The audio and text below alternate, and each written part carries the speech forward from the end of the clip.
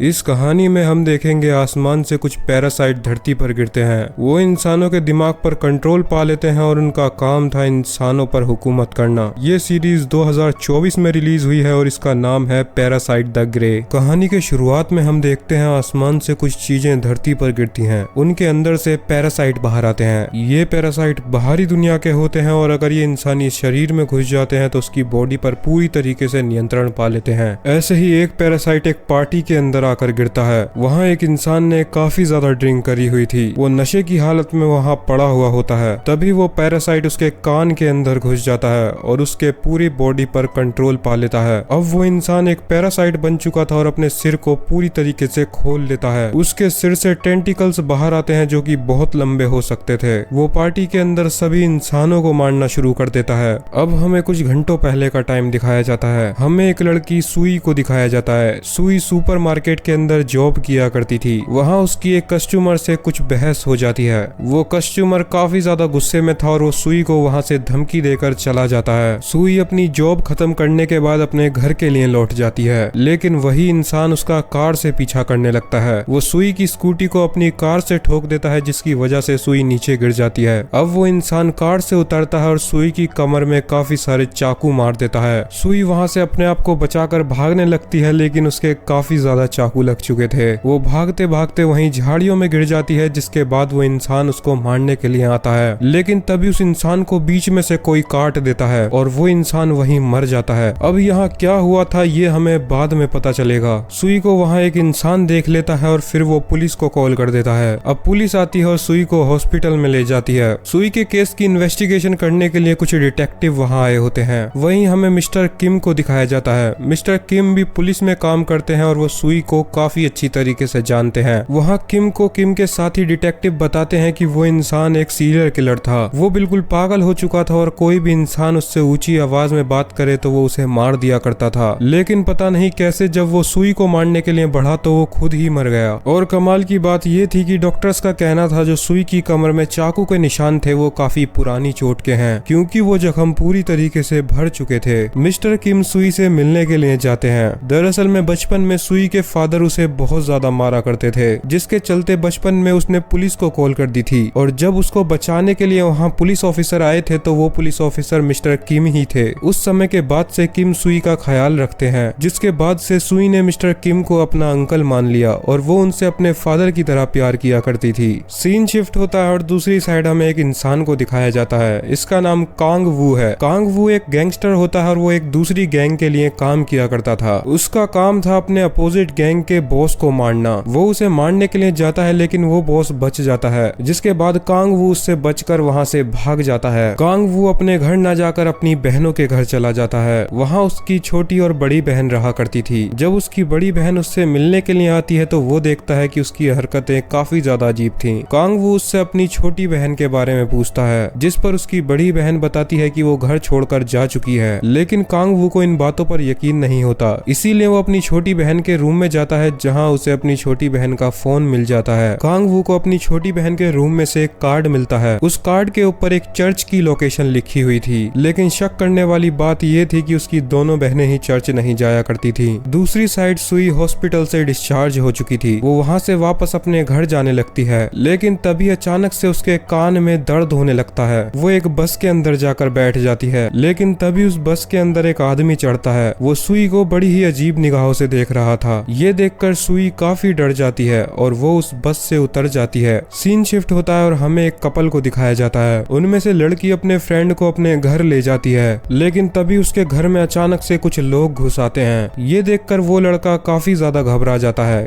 क्योंकि उसे लगता है कि वो लोग उस लड़की के पेरेंट्स हैं। लेकिन तभी अचानक से उस लड़के की फ्रेंड का मुंह खुल जाता है, यानी कि वो भी एक पैरासाइट बन चुकी थी। वहाँ खड़े सभी लोग पैरासाइट थे और उन्होंने अपनी टीम बना ली थी। इन पैरासाइट के अंदर इंसानों की तरह दिमाग होता है, लेकिन ये इंसानों की तरह एक्सप्रेशंस नहीं दे पाते। इनको हंसना नहीं आता और ना ही रोना आता है, लेकिन ये धरती पर आकर इंसानों की तरह बात करना सीख चुके हैं। इससे पहले कि वो पैरासाइट उस लड़के को मार डालता, तभी वहाँ पर स्पेशल फोर्स आ जाती है। वो उन पैरासाइट्स को गोलियों से भूनने लगते हैं, लेकिन पैरासाइट भी काफी पावरफुल थे। वो भी पुलिस को मारना करना शुरू कर देते हैं। वहाँ से एक पैरासाइट बचकर भागने लगता है। तभी उसे एक पुलिस वाले की वैन में एक पैरासाइट बंद मिलता है। उस पैरासाइट के मुंह पर एक लोहे का कुछ मास्क लगा हुआ था। तभी वहाँ पर स्पेशल फोर्स की बॉस पहुंच जाती है। इसका नाम चोए है। चोए उस पैरासाइट को जिंदा पकड़ना चाहती थी ताकि वो उसके ऊपर रिसर्च कर सके, लेकिन वो पैरासाइट वहाँ से बचकर भाग जाता है। चोए अपनी स्पेशल टीम के साथ उस जगह की तलाशी लेने लगती है। उन्हें एक रूम के अंदर काफी सारे इंसानों के बॉडी पार्ट्स मिलते हैं जिन्हें उन पैरासाइट ने ही मारकर वहाँ रखा हुआ था। चोए की नजर दीवार पर जाती है जहाँ एक सिंबल बना हुआ था। दरअसल में पैरासाइट ने अपनी फौज बना ली थी। उन पैरासाइट का जहाँ भी ठिकाना होता था उस जगह पर वो सिंबल बना लिया करते थे। दूसरी साइड दोबारा से हमें सुई को दिखाया जाता है। वो अपनी जॉब को खत्म कर घर लौट रही थी, लेकिन तभी उसे वही इंसान मिलता है जो उसे बस के अंदर घूर रहा था। उस इंसान के साथ कांग वू की बड़ी बहन भी थी। कांग वू भी अपनी बहन का पीछा करता है और उन पर नजर रखने लगता है। सुई को उन दोनों ने घेर लिया था। वो बताते हैं कि वो दोनों पैरासाइट हैं। दरअसल में जब भी पैरासाइट पास होते हैं तो उन्हें एक दूसरे के होने का पता चल जाता है। इसीलिए उन लोगों ने भी पहचान लिया था कि सुई भी एक पैरासाइट है, लेकिन उन्हें सुई की हरकतें कुछ अजीब लग रही थी। वो लोग सुई को चेक करने के लिए उस पर अपने टेंटिकल से हमला करते हैं, लेकिन तभी हम देख सकते हैं कि सुई की आधी साइड भी एक पैरासाइट में बदल जाती है। अब वो भी एक पैरासाइट की तरह बात करने लगी थी। वहीं साइड में छुपकर उन लोगों को कांग वू भी देख रहा था। कांग वू अपनी बड़ी बहन को पैरासाइट बनता देख चौंक जाता है, क्योंकि अभी तक नॉर्मल इंसानों को पैरासाइट्स के बारे में कुछ भी नहीं पता था। पैरासाइट के बारे में सिर्फ अभी तक स्पेशल फोर्सेस को पता था। अब सुई भी एक पैरासाइट बन चुकी थी। वो पैरासाइट बोलते हैं अगर तुम भी हमारी ही तरह हो तो हमारी टीम को ज्वाइन कर लो, हम सभी मिलकर इंसानों को खत्म कर देंगे। इसीलिए वो सुई की पैरासाइट को अपनी ऑर्गेनाइजेशन का कार्ड भी देते हैं। उस कार्ड पर एक चर्च का नाम लिखा हुआ था, यानी कि उनकी लोकेशन एक चर्च थी। कांग वू की बड़ी बहन और वो आदमी वहाँ से चले जाते हैं। अब कांग वू के सामने सुई बची थी, लेकिन कांग वू वहाँ से चोरी छुपे निकलना चाहता था। वो बचकर वहाँ से जाने लगता है, लेकिन तभी उसका पैर एक चीज पर रखा जाता है। सुई का पैरासाइट उसे देख लेता है और उसे पकड़ लेता है। वो उसे मारने ही वाली थी, लेकिन कांग वू बताता है कि वो सिर्फ अपनी बहन का पीछा कर रहा था। अब सुई की पैरासाइट कांग वू से एक सौदा करती है। वो कांग वू से बोलती है मेरे जाते ही सुई कंट्रोल में आ जाएगी और तुम्हें उसे मेरी बात बतानी होगी। कुछ टाइम बाद जब सुई को होश आता है तो उसे कुछ भी पता नहीं था कि वो कहाँ पर बैठी हुई है और वहाँ क्यों आई थी। तभी कांग वू उसे बताता है उसके अंदर एक पैरासाइट रहता है और वो पैरासाइट किसी वजह से तुम्हारी पूरी बॉडी पर कंट्रोल नहीं कर पाया, इसीलिए अब वो पैरासाइट और तुम दोनों ही एक बॉडी के अंदर रहते हो। जब भी सुई अपने होश में होगी और वो कुछ भी बोलेगी तो पैरासाइट को सब सुनाई देगा, लेकिन जब सुई की बॉडी पर पैरासाइट का कंट्रोल होगा और उसके बाद जब सुई अपनी बॉडी में वापस आएगी तो उसे कुछ भी याद नहीं रहेगा। अब कांग वू सुई को बताता है जब भी तुम्हारे सर में अजीब सा दर्द हो तो तुम समझ जाना तुम्हारे आसपास कोई पैरासाइट है और तुम उनसे दूर ही रहो, क्योंकि तुम्हारी जान को उनसे खतरा है। उन पैरासाइट को जब भी पता लग जाएगा कि सुई एक पूरी पैरासाइट नहीं है बल्कि वो एक इंसान भी है तो वो सुई को मार डालेंगे। अब कांग वू सुई के अंदर की पैरासाइट से बोलता है कि मिस्टर हाइडी मेरा काम हो चुका है, अब मैं यहाँ से जा रहा हूँ। दरअसल में कांग वू ने उस पैरासाइट का नाम हाइडी रख दिया था। सुई को इन बातों पर यकीन नहीं होता। वो अपने घर वापस आती है और एक प्लान बनाती है। वो एक नोटबुक के अंदर लिखती है कि क्या मेरे अंदर सचमुच में पैरासाइट है, जिसके बाद वो अपने बेड पर जाकर लेट जाती है। अभी टाइम 11:25 हो रहा था, लेकिन एक सेकंड के अंदर ही टाइम 11:30 हो जाता है। सुई देखती है कि उसकी नोटबुक पर भी कुछ लिखा हुआ था। जब वो उसे पढ़ती है तो उस पर लिखा हुआ था कि हाँ उसके अंदर सचमुच में पैरासाइट है। अब सुई उस नोटबुक के अंदर और भी अपने क्वेश्चन लिखती है और अपने बेड पर जाकर लेट जाती है। दूसरी साइड हम मिस्टर किम को देखते हैं। वो अपने पुलिस स्टेशन के अंदर जा रहे थे, लेकिन वहाँ पर स्पेशल फोर्सेस द्वारा चेकिंग की जा रही थी। ये देखकर मिस्टर किम को कुछ भी समझ नहीं आता। वो अपनी चेकिंग कराते हैं और पुलिस स्टेशन के अंदर जाने लगते हैं। वहाँ उनके ऊपर काफी सारे गार्ड्स गन पॉइंट कर बैठे हुए थे। सभी पुलिस ऑफिसर जाकर एक रूम के अंदर बैठ जाते हैं। अभी वहाँ पर स्पेशल फोर्सेस की लीडर चोई पहुँचती है। चोई उन सभी को अपना इंट्रोडक्शन देती है। वो बताती है कि वो पैरासाइट स्पेशल फोर्सेस की लीडर है। स्पेशल फोर्सेस का काम है सारे पैरासाइट को ढूंढकर चुपके से मार डालना, ताकि इंसानों को खबर न हो कि पैरासाइट भी इस दुनिया में रहते हैं, क्योंकि अगर इंसानों को पैरासाइट के बारे में पता चल गया तो वो सभी घबरा जाएंगे और ये चीज पैरासाइट के लिए फायदेमंद हो सकती है। वहाँ बैठे पुलिस ऑफिसर्स को चोई की कोई भी बात समझ नहीं आ रही थी, क्योंकि उन्होंने आज तक किसी पैरासाइट को नहीं देखा था। अब चोई उन लोगों को एक वीडियो दिखाती है। उस वीडियो के अंदर एक पैरासाइट पार्टी के अंदर काफी सारे लोगों को मार रहा था। ये सीन हमने मूवी के स्टार्टिंग में देखा था जब पैरासाइट एक एक पार्टी के अंदर सभी इंसानों को मार डालता है। उसी टाइम पर वहाँ चोई की फोर्स पहुंच गई थी और उस पैरासाइट को मार डाला था और उस पैरासाइट की बॉडी वो वहाँ पर लेकर आती है और सभी पुलिस ऑफिसर्स को दिखाती है। पैरासाइट को देखने के बाद सभी पुलिस ऑफिसर अब डर चुके थे। एक पुलिस ऑफिसर चोय से पूछता है कि क्या वो हम सभी के बीच रह रहे हैं, जिस पर चोय बताती है कि हाँ, वो लोग इंसानों की तरह अपने फेस का डिजाइन बदल सकते हैं और जब भी उन्हें खतरा होता है तो वो अपने फेस का टेंटिकल्स बना लेते हैं और उनके टेंटिकल्स इतने ज्यादा धारदार होते हैं कि वो किसी भी इंसान को मार सकते हैं और वो अपने टेंटिकल्स का कभी भी कुछ भी बना सकते हैं। तभी एक इंसान पूछता है उनकी पहचान कैसे की जा सकती है, जिस पर चोय बताती है कि उनकी पहचान करने का सिर्फ एक ही तरीका है, या तो उनका सिर का एक्सरे कर लिया जाए। अगर किसी पैरासाइट ने इंसानी शरीर पर कब्जा किया होगा तो उसके सिर के एक्सरे में साफ पता चल जाएगा, लेकिन अब हर कोई एक्सरे की मशीन लेकर तो बाजार में घूम नहीं सकता। इसीलिए अगर किसी को पता लगाना है तो उसका एक और तरीका है, वो उस इंसान का बाल तोड़कर देख सकता है। अगर उस इंसान का बाल टूटने के बाद मुरझा गया तो वो इंसान पैरासाइट है, क्योंकि पैरासाइट दिमाग के ऊपर कंट्रोल करता है और दिमाग से बाल जुड़े हुए होते हैं। अगर पैरासाइट मर जाता है तो उसका मुंह पूरी तरीके से सिकुड़ जाता है और यही चीज उसके बालों के साथ भी होगी। ये पैरासाइट इंसानों के नाक, कान, मुंह कहीं से भी अंदर घुस सकते हैं। कमाल की बात यह है कि ये पैरासाइट जमीन पर एक ही दिन गिरे थे, यानी कि जितने भी पैरासाइट धरती पर गिरे थे वो सभी एक ही टाइम पर गिरे थे और अभी तक उन सभी पैरासाइट ने इंसानी शरीर ढूंढ लिया है। यानी कि अब जितने भी पैरासाइट धरती पर आने के बाद बन चुके हैं वो बन चुके हैं। तभी चोय एक पैरासाइट को उनके सामने बुलवाती है। वो पैरासाइट अभी भी जिंदा था और इस पैरासाइट को हमने वैन के अंदर भी देखा था। उस पैरासाइट के मुंह पर एक लोहे का मास्क लगा हुआ होता है। चोय बताती है ये पैरासाइट और कोई नहीं बल्कि उसका हस्बैंड है। तभी वहाँ एक पुलिस ऑफिसर बोलता है कि ये चीज गलत है, किसी इंसान को टॉर्चर करना गलत है। चोय बताती है अगर कोई पैरासाइट एक बार किसी के दिमाग में घुस गया तो वो इंसान का दिमाग खाकर उसके शरीर पर पूरी तरीके से कंट्रोल कर लेता है और वो इंसान फिर कभी इंसान नहीं रहता। चोय ने अपने हस्बैंड को अभी तक इसीलिए जिंदा रखा हुआ था ताकि वो और पैरासाइट को उसकी मदद से ढूंढ सके, क्योंकि जब भी पैरासाइट पास में आते हैं तो उन्हें सिग्नल मिल जाता है। इसीलिए उसने अपने हस्बैंड पैरासाइट को एक रिमोट पकड़ाया हुआ था। अगर कोई भी पैरासाइट उसके आसपास होगा तो वो अपने हाथ में रखे रिमोट को दबा देगा, जिससे चोय को पता चल जाएगा कि उस जगह पर कोई पैरासाइट है। अगर चोय के हस्बैंड पैरासाइट ने ऐसा नहीं किया तो उसके सर पे लगे मास्क में से एक गैस बाहर आएगी और वो गैस पैरासाइट को बहुत बुरी लगती है, जिससे वो मरते भी नहीं और उन्हें बहुत ज्यादा दर्द होता है। इसीलिए उसे सच बताना होगा कि उसके आसपास कोई पैरासाइट है भी या फिर नहीं। चोय बताती है पैरासाइट को मारने का एक ही तरीका है, पैरासाइट ने जिस भी बॉडी पर कब्जा किया हुआ है उस बॉडी के दिल पर वार करो। इंसान के शरीर में से ज्यादा खून निकलेगा जिसकी वजह से वो शरीर पैरासाइट के रहने लायक नहीं बचेगा और वो पैरासाइट भी मर जाएगा। दूसरी साइड हमें सुई को दिखाया जाता है। जब वो सोकर उठती है तो अपनी नोटबुक को चेक करने लगती है। उसके अंदर उसके सभी सवालों के जवाब लिखे हुए थे जो कि उसके ही अंदर की पैरासाइट ने उसकी बॉडी पर कंट्रोल कर रात में लिखे थे। सुई उस नोटबुक को पढ़ने लगती है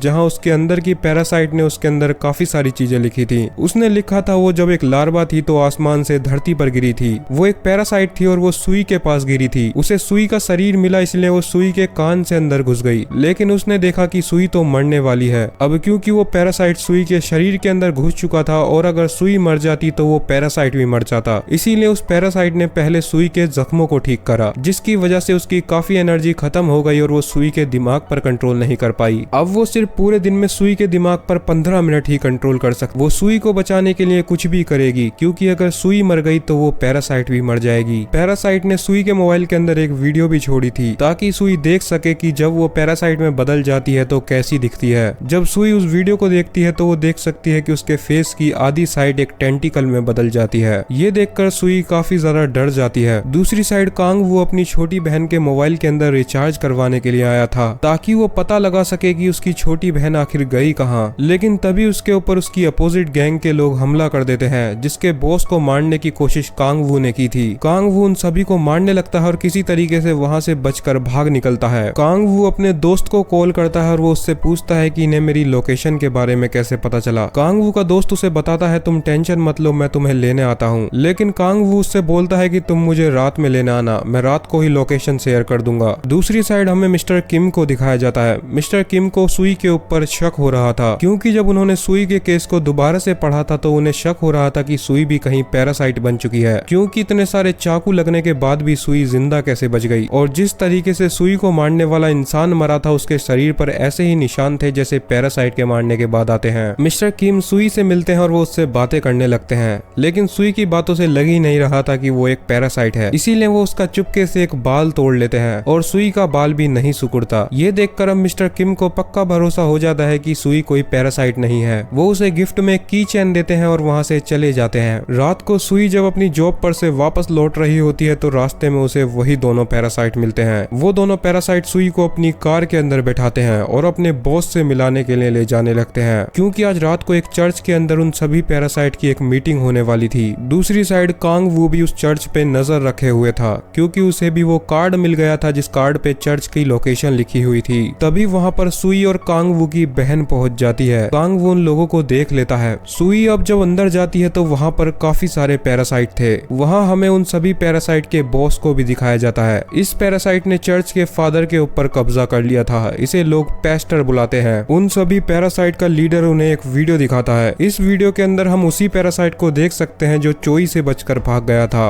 वो पैरासाइट मरने ही वाला था, क्योंकि वो जिस इंसानी शरीर के अंदर रह रहा था वो काफी ज्यादा डैमेज हो चुका था। उस पैरासाइट ने मरने से पहले एक वीडियो बनाई जिसके अंदर वो बताता है कि इंसानों ने हमसे लड़ने के लिए एक स्पेशल टीम बनाई है और उस स्पेशल टीम को हमारे बारे में काफी सारी जानकारी है, इसीलिए हम लोगों को उनसे लड़ने के लिए एक नया प्लान बनाना होगा। उन सभी पैरासाइट का लीडर उन्हें बताता है हमारा धरती पे आने का रीजन था सभी इंसानों के दिमाग पर कंट्रोल पाना, लेकिन उनके एक साथी पैरासाइट ने एक पार्टी के अंदर हमला कर दिया जिसकी वजह से काफी सारे इंसानों को पता चल गया कि पैरासाइट भी होते हैं। जिसके बाद उन्होंने पैरासाइट के ऊपर रिसर्च करनी चालू कर दी और अब उन्हें पैरासाइट के बारे में काफी कुछ पता है, इसीलिए उन्हें एक नया प्लान बनाना होगा इंसानों के ऊपर कंट्रोल पाने के लिए। दूसरी साइड कांग वू चर्च के पास ही एक गैराज के अंदर जाता है। उस गैराज के अंदर इंसानों की काफी सारी बॉडीज टंगी हुई थी और ये काम उन पैरासाइट का था ताकि वो इंसानों को खा सकें। उन बॉडीज को देखकर कांग वू काफी घबरा जाता है, लेकिन तभी उस जगह पर एक पैरासाइट पहुंच जाता है जो कि वहाँ बॉडीज के ऊपर नजर रख रहा था। कांग वू किसी तरीके से उससे बचने लगता है, लेकिन तभी अचानक से उसे अपनी बहन दिख जाती है जो कि वहीं लटकी हुई थी। वो मर चुकी थी और उसे पैरासाइट नहीं मारा था। ये देखकर कांग वू को बहुत ज्यादा सदमा लगता है।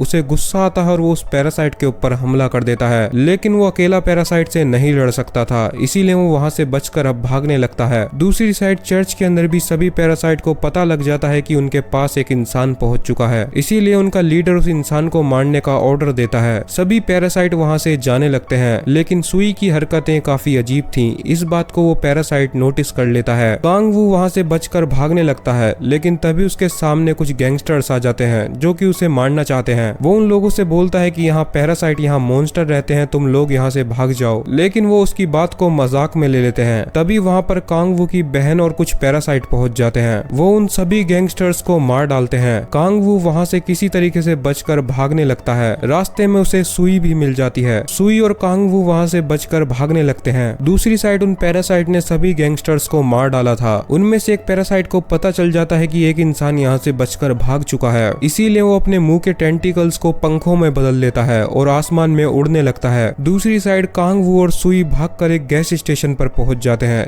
जहां पर कांग वू का दोस्त उसका इंतजार कर रहा था। कांग वू और सुई उसकी गाड़ी के अंदर बैठ जाते हैं। वो लोग वहां से भागने लगते हैं। कांग वू का दोस्त उससे पूछने लगता है कि तुम बचकर क्यों भाग रहे हो और उन गैंगस्टर्स का क्या हुआ, लेकिन कांग वू ने तो किसी गैंगस्टर्स का जिक्र ही नहीं छेड़ा था, इसीलिए कांग वू समझ जाता है उसका दोस्त भी उनसे मिला हुआ था। कांग वू का दोस्त कांग वू के ऊपर चाकू से हमला कर देता है, लेकिन वो उससे किसी तरीके से बच जाता है। इतने में ही वो उड़ने वाला पैरासाइट भी उनकी गाड़ी के ऊपर पहुंच जाता है। वो उन सभी को मारने वाला था, लेकिन अब सुई के अंदर का पैरासाइट भी जाग जाता है क्योंकि सुई खतरे में थी। वो उस पैरासाइट से लड़ना शुरू कर देती है। वो दोनों गाड़ी से नीचे गिर जाते हैं। दूसरी साइड कांग वू और उसका दोस्त उस गाड़ी के अंदर थे। उसका दोस्त चोट लगने की वजह से बेहोश हो जाता है और वो लोग एक खाई में गिरने वाले थे। दूसरी साइड वो उड़ने वाला पैरासाइट समझ चुका था कि सुई एक पूरी तरीके से पैरासाइट नहीं है। वो सुई की बॉडी पर पूरी तरीके से कंट्रोल नहीं कर पाई है, इसीलिए वो ये बात अपने बॉस को बताने के लिए जाने वाला था, लेकिन तभी सुई की पैरासाइट हाइडी उसे पकड़कर मार डालती है। दूसरी साइड कांग वू का दोस्त अभी भी बेहोश था। कांग वू देखता है कि वो लोग एक खाई के अंदर गिरने वाले होते हैं। उसे अपने दोस्त की अभी भी फिक्र हो रही थी, इसीलिए वो उसे जगाने लगता है। कांग वू का दोस्त होश में आ जाता है। वो कांग वू को बताता है कि उसे मारने के लिए उसी के बॉस ने उसे ऑर्डर दिया था, यानी कि कांग वू के बॉस ने ही उसे धोखा दिया है। कांग वू का दोस्त ज्यादा जख्मी होने की वजह से मर जाता है। अब कांग वू उस गाड़ी से बाहर निकलने की कोशिश करने लगता है। तभी वहाँ पर सुई भी पहुंच जाती है जो कि अपनी बॉडी में वापस आ चुकी थी। सुई कांग वू को बचाने की कोशिश करने लगती है, लेकिन तभी सुई का पैर फिसल जाता है और वो गिरने वाली होती है। इसीलिए सही टाइम पर हाइडी उसकी बॉडी पर कंट्रोल कर लेती है और वो कांग वू और उसे दोनों को बचा लेती है। दूसरी साइड हमें चोई को दिखाया जाता है जो कि लोगों की फाइल्स को चेक कर रही थी, जहाँ पर उसे सुई का केस मिलता है। वो देखती है कि सुई मर ही चुकी थी, लेकिन फिर अचानक से वो बच गई। ये केस पढ़ने के बाद वो समझ जाती है कि सुई की बॉडी के ऊपर एक पैरासाइट ने कब्जा कर लिया है। ये था इस कहानी का पहला पार्ट। इस कहानी में आगे क्या होगा इसके बारे में आपको अगले पार्ट में पता चलेगा। उसके लिए आप मेरे चैनल को सब्सक्राइब करके रख सकते हो, क्योंकि मैं जैसे ही अगला पार्ट डालूंगा आपको तुरंत नोटिफिकेशन मिल जाएगा।